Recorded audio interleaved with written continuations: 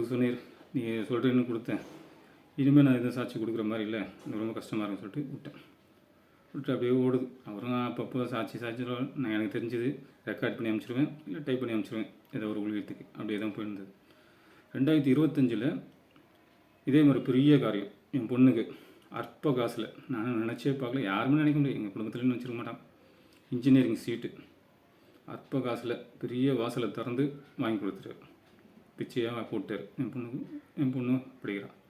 அதையும் சொல்லு சொல்லு சொல்லு சாட்சி சொல்லு சாட்சி சொல்லுன்னு சொல்லிங்க. என்னால் ஆண்டவரை இது நான் முடியாது, நான் எப்படி முடியும், எனக்கு ரொம்ப கஷ்டமாக இருக்கும். நான் போன வாட்டி சொல்லிவிட்டு 1.5 நிமிஷத்துலேயே கட் பண்ணி வந்துட்டேன். என்னால் சொல்ல முடியாது, இது சொல்லணுன்னா நிறைய டைம் ஆகும். ஏன்னா இதனால் என்னால் ஜீர்ணிக்க முடியாத பெரிய காரியம் செஞ்சுக்கிறீங்க. நான் வேணால் எழுதி போட்டுறேன், 10 ஊழியத்துக்குன்னா 15 ஊழியம் எவ்வளோ ஊழியத்துக்கு எழுத முடியுமோ எழுதி போட்டுறேன். இல்லை நீ சபையில் தான் சொல்லணும் சொல்லிக்கினே இருக்கிறார். எனக்கா நானும் தட்டுகள் சின்ன வரேன். ஒரு மாதம் 2 மாதம் இருக்கும், 3 மாதத்துக்கு மேலே ஆயிடுச்சு, தட்டுகள் சின்ன வரேன். சொல்ல எனக்கு ஒரு ஆச்சு. ஏன்னா ஆண்டவர் ரொம்ப மட்டுப்படுத்தினா அவர் விட்டு விலகிறார், விட்டார்னா என்னால் தாங்க முடியாது.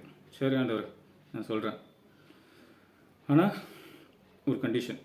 ஏன்னா நான் எப்பயுமே ஆண்டவர்கிட்ட ஒரு கண்டிஷன் கேட்பேன், ஒரு டீலிங் வைப்போம்.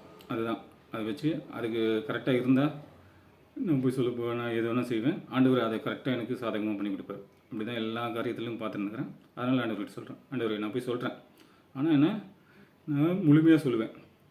எவ்வளோ சுருக்க முடியுமோ சுருக்கி அது ஒரு 10 நிமிஷத்துக்குள்ளே முடிக்கிற மாதிரி பார்ப்பேன். அந்த 10 நிமிஷம் எனக்கு தடை வரக்கூடாது. எனக்கு சூழ்நிலைகளை சாதகம் பண்ணி கொடுக்கணும், டைமை சாதகம் பண்ணி கொடுக்கணும், எல்லாமே எனக்கு சாதகமாக இருக்கணும். அப்படி இருந்தால் நான் போய் சொல்கிறேன். ஏதாவது தடங்கள் வந்ததுன்னா நான் அதுக்கப்புறம் நீங்கள் என்ன சொன்னாலும் நான் சபையில் சாட்சி கொடுக்க மாட்டேன், அங்கேயே நான் சண்டை போட்டு வந்துடுவேன். அப்படி சொல்லிவிட்டு மறுநாளுக்கு பாஸ்டர்கிட்ட கேட்குறேன், இந்த மாதிரி சாட்சி கொடுக்கணும். என்னென்னு கேட்டார். இந்த மாதிரி பொண்ணுக்கு வந்து சீட்டு வாங்கி கொடுத்ததுக்கு சாட்சி. சரி சொல்கிறான்ட்டார். சரி போகிறேன். சாட்சி டைம் வந்தது, போய் நிற்கிறேன். எப்பயுமே எங்கள் சர்ச்சில் ஜென்ஸு தான் ஃபஸ்ட்டு சொல்லுவாங்க. நான் போய் நிற்கிறோன்னே ஆண்டவர் ஏதோ ஒரு தடை பண்ணுற மாதிரி இருந்தது, நில்லுன்னு மாதிரி இருந்தது. சரி அப்படியே நின்னோடனே எனக்கு பின்னாடி வந்த சகோதரர் முன்னாடி போயிட்டார். முன்னாடி போனவொடனே சரி அவர் தான் சாட்சி கொடுக்க போகிறாங்க தான். அதுக்குள்ளே ஒரு சகோதரி வாங்கி சாட்சி கொடுத்துறான். அவங்க சாட்சி கொடுக்குறாங்க. அவங்க சாட்சி என்னென்னா எனக்கு வீடு கட்டி கொடுத்த மாதிரி அவங்களுக்கு ஆண்டவர் வீடு கட்டி கொடுத்துருக்காரு.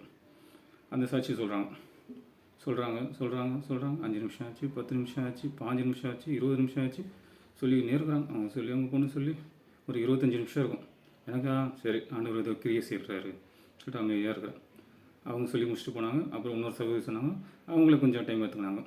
அதுக்கப்புறம் எனக்கு முன்னாடி இந்த சகோதரர் போய் சொல்கிறாரு, அவரும் கொஞ்சம் டைம் எடுத்துக்கினார். அதுக்கப்புறம் நான் போகிறேன். சரி நானும் போய்ட்டு முழுமையாக நான் மனப்பாடம் பண்ணி வச்சது அப்படியே ஒரு 10 நிமிஷத்துக்கு முடியுமே கரெக்டாக எப்படி என் மனசில் இருந்தது எல்லாத்தையும் கரெக்டாக சொல்லி முடிச்சுட்டு சந்தோஷமாக. அன்றைக்கி மட்டுமே எங்கள் சர்ச்சில் ஒரு 10 நிமிஷத்தில் சாட்சி முடிஞ்சிடும். அன்றைக்கி மட்டும் 45 நிமிஷம் சாட்சி டைம் வந்தது. ஒரு தடையும் வரல, யாருக்குமே தடையும் வரல, எனக்கு ஒரு தடையும் வரல. சந்தோஷமாக இருந்தது, ஆறுதல் இருந்தது. வந்தோடனே சகோதரர் நிறைய பேர் விசாரிச்சாங்க. சாட்சி நல்லா இருக்குதா, அருமையாக இருக்குது, ஆண்டு பெரிய காரியம் செஞ்சுருக்கிறாரு, பரவாயில்ல, டைம் நல்லா விலைக்கு சொன்னேன், அது நல்லா புரிஞ்சுது. நாங்கள் எனக்கு சந்தோஷம். சரி ஆண்டவர் சந்தோஷம். அந்த ஒரு சாட்சி சொன்னதில் ரொம்ப ஆறுதல் இருந்தது. அப்படியே இருந்தேன். அப்படியே இருக்கிறேன். இன்னும் டைம் போகுது. ஞாயிற்றுக்கிழமை சொல்லிட்டு வந்தேன். ஒரு வாரம் இருக்கும், ஒரு வாரமாக ஒரு 3 நாள் 5 நாளாக அப்படியே எங்கே பார்த்தாலும் சாட்சியை பற்றியே வருது. திருப்பியும் நான் பைபிள் எடுத்து வாசிக்கிறேன், அதுலேயும் சாட்சி வருது. ஏதாவது ஃபோனில் ஏதாவது பார்க்குறேன். ஏன்னா முதல்ல ஃபுல்லாக காமெடிங்க, ஏதாவது கேலி கூத்துங்க, இந்த கிரிக்கெட்டு, ஃபுட்பாலு, எலக்ட்ரிஷியன் சம்மந்தப்பட்டது, ப்ளம்பிங்கு, அப்படி ஏதாவது தான் நிறைய பார்த்துக்கினே இருப்பேன். அதுதான் நிறைய இருக்கும்.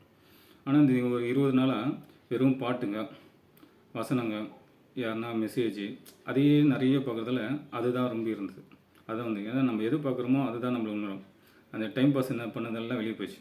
அப்படி இருக்கும்போது பார்க்குறேன், எல்லாம் சாட்சிங்களும் வருது, எல்லாம் சாட்சியை பற்றி வருது. சாட்சி கொடுக்குறாங்க, எல்லாமே சொல்கிறாங்க சாட்சி கொடுக்கணும், சாட்சி தான் நம்மளுக்கு ஜீவன், சாட்சி கொடுக்க தான் தேவன் நம்மளுக்கு ஆற்றல் கொடுத்தாரு, நம்மளுக்கு எல்லாம் ஆசீர்வதிப்பார். எல்லாமே சாட்சியை பற்றி வருது. ஆண்டவரும் சாட்சி கொடுன்றாரு, மொபைலை காட்டுறாரு, சாட்சி கொடுன்றாரு மொபைல். எனக்கு ஒன்றும் புரியல. அப்படியே பார்த்துன்னு இருக்கிறேன். நானும் அப்படியே ஒன்றும் பண்ண முடியாமல் இருக்கிறேன். அப்போ ஃபோனை எடுத்து அப்படியே நான் பாட்டு பாட ஆரம்பிச்சிருந்தேன். பாட்டை அனுப்புறது யாருன்னா ரிப்ளை பண்ணிக்கிறாங்களா, யாருன்னா இருக்காங்களா. சரி, நான் அவங்க பாட்டை பார்த்துட்டு ரிப்ளை பண்ணுறது, வசனங்களை பார்த்து ரிப்ளை அப்படியே பார்த்துன்னே இருக்கிறேன். ஒரு டைட்டில் ஒன்று வந்தது ஃபோனில், மரித்தும் பேசுகிறார்னு. அதை பார்த்தோன்னே அப்படியே நின்றுட்டேன். ஏன்னா அது நானும் நின்றுட்டேன், என் ஃபோனும் நின்றுச்சு. என் ஃபோனை பொறுத்த வரைக்கும் நிறைய இடத்துல விழுந்து உடஞ்சி டிஸ்பிளே மாற்றுற கண்டிஷனில் இருக்கும். என் பொண்ணே சொல்லுவா அடிக்கடி, "அப்பா என்னப்பா இது அடிக்கடி நின்றுத்துப்பா, எங்கெங்கேயோ போகுதுப்பா, எப்படி எப்படியோ வருதுப்பா, திடீர்னு ஓடுது, திடீர்னு ஓடும், இது டிஸ்பிளே மாற்றுப்பானு." நான் எனக்குன்னா அத்தியாவசியம் செலவாக இருந்தாலும் சரி, ஆடம்பரம் செலவாக இருந்தாலும் சரி, செய்கிறதுக்கு ரொம்ப யோசிப்பேன். அவ்வளோ சீக்கிரம் செய்ய மாட்டேன், செய்கிறதுக்கு ரொம்ப யோசிப்பேன். மெதுவாக செய்யலாமா விடுமா, ஃபோன் தானம்மா, இது ஓடுற வரைக்கும் ஓட்டும், அதுக்கப்புறம் பார்த்துக்கிறோமான்ட்டு விட்டேன். அது அப்படியே ஸ்டக்காகி நின்று போச்சு. நின்னோடனே நான் மேலே தள்ளுறேன் போகல, கீழே தள்ளுறேன் போகல, ஓப்பன் பண்ணுறேன், ஓப்பன் ஆகலை. அப்படியே பார்த்துன்னு இருக்கிறேன். கொஞ்சம் நேரத்தில் அதுவே ஓப்பன் ஆகிடுச்சு. ஓப்பன் ஆகிடுச்சு பார்த்தா எங்கள் ஆச்சி. அவங்கள பார்த்தோன்னே ரொம்ப சந்தோஷமாக இருந்தது. ரொம்ப வருஷம் கழித்து பார்த்த மாதிரி சந்தோஷம். அவங்க வந்து அந்த மரித்தும் பேசுகிற டைட்டிலில் அவங்க 4வது பையன் வின்சென்ட் பாஸ்டர், அவர் வந்து அதை பதிவிறக்கம் செஞ்சுருந்தார் அவர் வெப்சைட்டில். சரி, பார்த்தேன், நல்லா இருந்தது சாட்சி. அவங்க பழைய சாட்சி கொடுத்துருந்தாங்க. அப்படியே கேட்டுக்கினே இருந்தேன். கேட்டுன்னு போய் அந்த உணர்வு, இதுதான் சாட்சி, இப்படி தான் சாட்சி இருக்கும். எனக்கு ஒன்றும் புரியல, அப்படியே வந்துட்டேன். அவர் சொல்லி நடக்கிறாரு, நான் கேட்டுக்கிறேன். அப்போ அப்படியே யோசிக்கிறேன், ஏகமா எங்கள் ஆச்சி, அவங்களுக்கு ஒரு எழுத்து படிக்க தெரியாது, ஒரு எழுத்து எழுத தெரியாது, அவங்க பேரே அவங்களுக்கு எழுத தெரியாது, ஒரு பாட்டு பாட தெரியாது, ஒரு வசனங்கள் எடுத்து பேச தெரியாது, ஒரு பிரசங்கம் செய்ய தெரியாது, கோர்வையாக பேச தெரியாது. அவங்களுக்கு தெரிஞ்சதெல்லாம் அவங்களோட அனுபவ சாட்சி. அவங்க கடந்த இந்த பாதைகள், அந்த பாதையில் தேவன் எப்படி நடத்தினார், எப்படி விடுதலை கொடுத்தாரு, எப்படி ஆசீர்வதிச்சார், அதை விளக்குவாங்க. இப்படி பண்ணால் இப்படி ஆசீர்வாதம் வரும். அவங்களுக்கு இதுதான் அவங்க சாட்சி சாட்சி சாட்சி சாட்சி. அவங்க சாட்சியில் தான் நாங்கள்லாம் எல்லாம் வளர்ந்தோம். எங்கள் பெராக்க ஜப விட்டு ஊழியுமே வந்து ஏகமோட சாட்சின்னு கூட இருந்தோம். அப்படி இருக்கும் அவங்க சாட்சி கேட்டால். அந்த சாட்சிகளை கேட்டு பல ஆயிரம் பேர் ரசிக்கப்பட்டு பெரிய பெரிய ஊழியக்காரர்கள் நிறைய பேர் சாட்சி சொல்லுவாங்க அவங்க பற்றி. அப்படிப்பட்ட சாட்சி அவங்களுக்கு ஒரு 40 வருஷம் ஊழியம். அவங்க ஊழியத்தின அவங்க கொடுத்த சாட்சிகள்லாம் எடுத்து போட்டால் எவ்வளோ லட்சம் வீடியோவும் போடலாம். அவ்வளோ லட்சம் வீடியோங்களையும் மக்கள்கள் பார்த்தாங்கன்னா எவ்வளோ கோடி பேர் பிரயோஜனப்படும். அப்படி இருக்கும். அதை அப்படியே யோசிக்கிறேன். ஆண்டவர் சொல்கிறார், இதுதான் சாட்சி, இப்படி தான் முழுமையாக சொல்லணும். எனக்கு அப்படியே ஆண்டவர், அவங்களுக்கு ஒரு பெரிய மேடை இருந்தது. அந்த மேடையில் அவங்க கொடுத்தாங்க, கேட்டாங்க. நான் ஏன்னா 3 சாட்சி கொடுக்கறதுக்கே நாக்கு தள்ளின்னு போயிடுச்சு. நீங்கள் சாட்சி கொடுத்தாச்சுன்னா சாட்சினா முடியாது. அப்போ சொல்கிறார், உனக்குன்னு மேடை வந்து இதுதான், இதில் சாட்சி கொடு, எவ்வளோ வேணால் கொடு, உனக்கு என்ன அனுபவத்தில் இருக்குது எல்லாத்தையும் சாட்சியாக கொடு. நான் இதுதான் ஒவ்வொருவர்களுக்கும் மேடையாக ஏற்படுத்தினேன். நான் ஏற்படுத்தினது அதை வந்து மக்கள்கள் ஒழுங்காக யூஸ் பண்ணாமல் எல்லாம் தீயோர்கிட்டே மாட்டிக்கிச்சு. நல்லவங்க எதுவுமே அது ரொம்ப யூஸ் பண்ணுறதில்ல.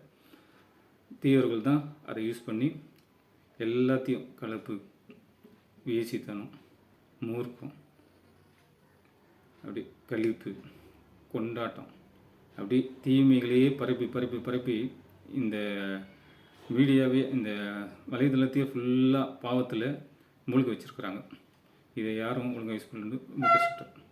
நானும் அப்படியே யோசித்தேன். ஆமாம், இந்தியாவின் மக்கள் தொகை பார்த்தா 180 கோடி. 180 கோடியில் ஒரு 100 கோடி பேர் வந்து எப்படியும் ஃபோன் யூஸ் பண்ணாங்க. இந்த 100 கோடி பேரும் அவங்க அனுபவத்தை, அவங்க பட்டு வந்த பாடுகள் ஒரு நாளைக்கு ஒரு ஆள் பதிவிறக்கம் செய்தால் உண்மையான சாட்சியில் ஒரு நாளைக்கு 100 கோடி வரும். ஒரு 30 நாளே